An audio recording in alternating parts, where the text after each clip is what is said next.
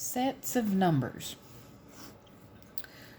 Well, for our practical purpose, at least through the first little bit of Algebra 2, everything we deal with is a real number.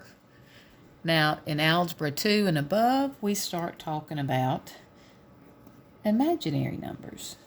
And you might be like, okay, how can you get an imaginary number? Well, imaginaries come from taking the square root of a negative number. Like the square root of -4 is 2i, so it's imaginary. 5 minus 6i, since it has a real number and an imaginary, technically it's called a complex number. But imaginaries, like I said, is basically for Algebra 2 and above. But everything in that below, real numbers. Real numbers are fractions, decimals, whole numbers, negative numbers, positive numbers, anything, square roots of numbers. Anything is real. Now, after you can say it's real, there's two categories: rational and irrational. Not, of course, the feeling. When someone is irrational, that just means not rational or not thinking clearly. But in math terms, rational just means can be written as a fraction, basically. So you could have like a half, because obviously it's a fraction. You could have 0.5, because that is another thing for a half. You could have negative numbers, -3, and you might be like, well, wait a minute, that's not a fraction. Well, it's over an understood 1. You could even say 7.1 repeating, and I won't do it right here, but you could make that a fraction. It's a process, but you can do it. So, rational numbers, and like I said, I'll even throw a square root in there, square root 25. All of those are rational. And you might be like, okay, so we've got fractions, positive and negative whole numbers, decimals that terminate or end, or they're repeating, or perfect square roots. Well, irrational can't be written as a fraction. The most famous one is pi. And I know some of you are like, hold up, 22/7. Well, 22/7 is what you use in elementary school, maybe 7th grade math, possibly as high as 8th grade. But after that, it's really not used, or at least I know I never use it. But that's still an approximation. Pi is 3.17. I forget the other digits as far as the first few, but goes on forever. And so pi is the most famous irrational number. Natural log E, 2.71, blah, blah, blah. That's another one. There's no end to it. It doesn't repeat. Square roots, like square root of 11. You know it's between 3 and 4 because square root of 9, square root of 16, but you don't know exactly what the decimal is. So those are all considered irrational. Or let's say it's a number. There might be a pattern, but it doesn't repeat. You can't use a repeating bar over it. And if it just goes on forever, irrational. And that's as far as it goes. Now, rational, on the other hand, all of these numbers you can classify it a little smaller by saying integers. Well, integers, to get to this point, it has to be no fractions or decimals. Like, for instance, you've got 0, 1, 2, 3, all the way up to infinity.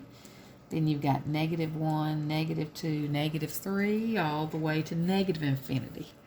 But the only fractions per se you can have are those whole numbers because they're over and understood 1. But integers, if it's, you can trickle it down to make it to where it's just whole numbers, or I hate to use that term because technically whole numbers start at 0 and go to infinity.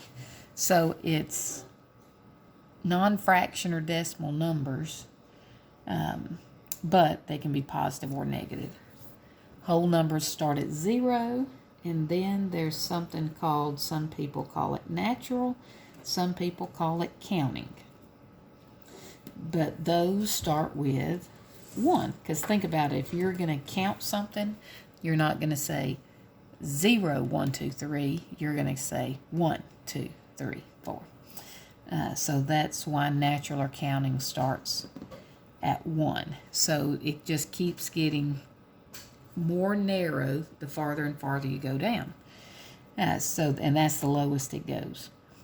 Now, where you might come across this, and where my classes do, is if I say classify according to the most restrictive set possible.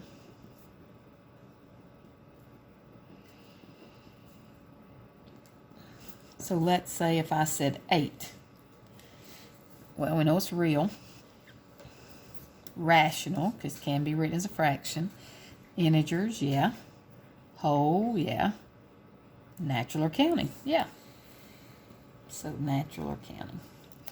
Let's say -10. Real. Rational. Negatives have to stop at integers. Or that's the lowest they can go. Technically, negative numbers, if it's a negative fraction, it would have to stop here. Not negative, I was thinking about negative and I wrote it, sorry. Integers. 3/4. Real. Rational, but only whole numbers as far as it can go. And like I said, even if I did negative numbers, -5 and 6/11, just to throw it out there, still rational, because in order to go farther, no fractions, no decimals from that point, as far as visible. I know technically you can write those by putting them under 1, but yes. Then let's say 2.71. Decimal that ends. Rational. Square root of 29. Irrational. Okay, what about if they got sneaky and said square root of 36, which you know is 6, natural or counting?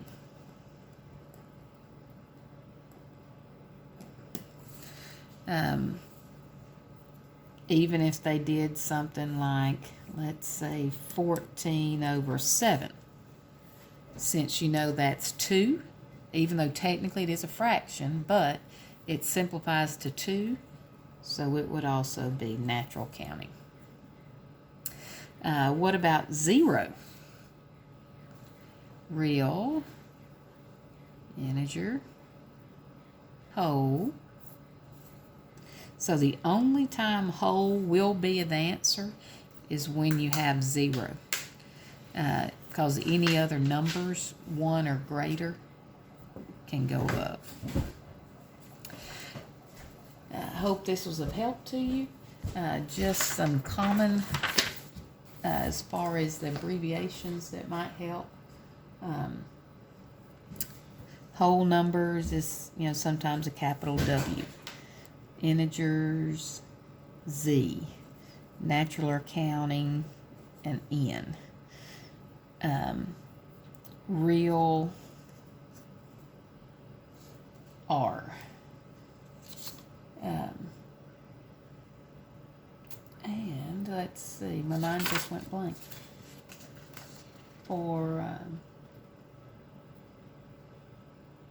oh yeah, rational is Q. Almost forgot about it. So hope this was of help to you. Have a great day.